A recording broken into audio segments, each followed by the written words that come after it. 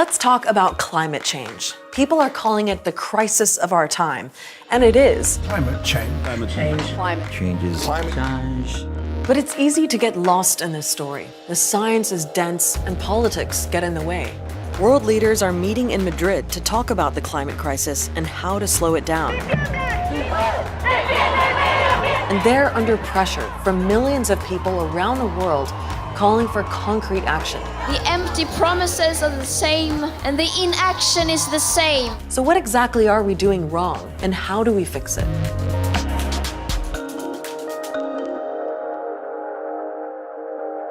We're going to kick this off with some basic science, so bear with me, because this is important. Look at this graph. These are the levels of carbon dioxide in our atmosphere over hundreds of thousands of years. But this spike in carbon dioxide at the very end, that took off during the Industrial Revolution. We started breaking CO2 records in 1950, and we haven't stopped since. Why? Well, scientists say there's a 95% chance that human activity is the cause. We've been burning more and more fossil fuels like oil and coal, which release CO2, to power our homes, factories, airplanes, and cars. There's also a lot more of us. The global population has tripled in the past 70 years. And we're consuming more products from animals that release another pollutant called methane. So all those gases are released into the air, and when sunlight gets into the Earth's atmosphere, some of the heat gets trapped and the planet gets warmer. That's why they call it the greenhouse effect. But the concern is not that the Earth is getting warmer. It's that it's happening far too quickly. But it's actually the warmest temperature on Earth since the last ice age, since 10,000 years ago. The UN says that right now, our world is about 1 degree hotter than pre-industrial times. That's around the year 1800, which is okay. In fact, the UN says if we warm by 1.5 degrees before the end of the century, we should be fine. The UN even says 2 degrees would probably be all right. But again, the problem is speed, because right now we're on track to hit 1.5 degrees in only 10 years. And if we don't slow that warming down, it could mean catastrophe within my lifetime, and maybe yours too. And we're already getting a taste.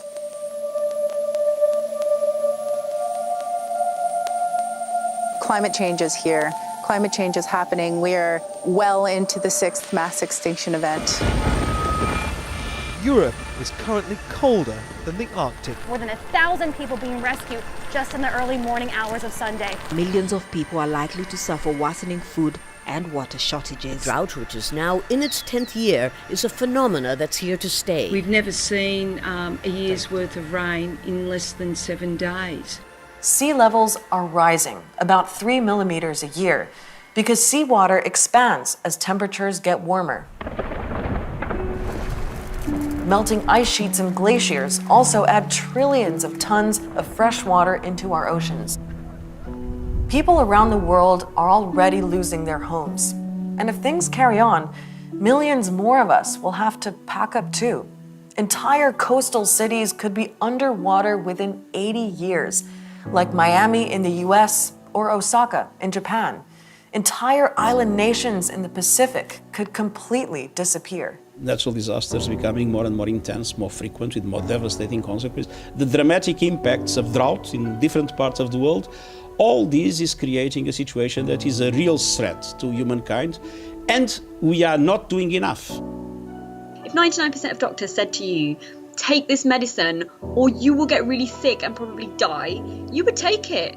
Who wouldn't take it? The problem is, at the moment, we don't have any medicine. Now, there is a plan to slow all this down. Back in 2016, world leaders signed the so-called Paris Agreement. And the big pledge is to cap temperatures rising by 1.5 degrees or a maximum of 2 before the year 2100. So countries set their own targets on how much CO2 they emit. But here's the thing. 3 years after the agreement, global CO2 levels are still going up. CO2 emissions have been going up the last year by 2%, so that's actually above the average of the last 10 years. So it's started to increase again, and it doesn't look too good. In some ways, we're going backwards. The United States will cease all implementation of the non-binding Paris Accord and the draconian financial and economic burdens the agreement imposes on our country. The US, one of the world's biggest polluters, has pulled out of the Paris deal. Russia and China are accused of not giving themselves ambitious targets in the first place.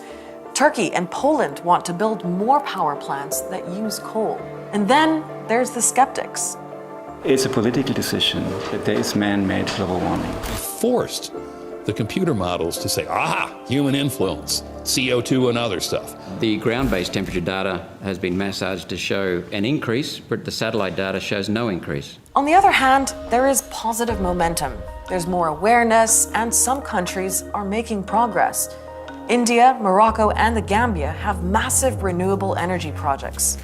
There are different countries doing things successfully. So some countries are, for example, making all public transport free in the cities. What a great way to encourage people out of their cars. But experts say what's needed now is an even bigger push to change everything about the way we run our world. Business as usual has got to change. Politics as usual has got to change. In order to combat that, we have to change the system that has allowed it to happen. You can't have infinite growth on a finite planet. And everyone can do that by shifting to renewable energy, reducing the use of cars, use train more, cycle more, eat less meat, consume a bit more carefully. So where does that leave us? Well, there's only so much bike riding and light bulb replacing that you and I can do every day. But the truth is that it's those everyday things that are going to change anyway. Even coffee could run out if farmers can't grow it. So the expert advice is that it's down to all of us to change our ways and shake things up, or climate change is gonna do it for us. If there's a story you want to get your head around, let us know. Get in touch with us on Twitter or Facebook. Also, make sure to subscribe to our YouTube channel so you never miss an episode.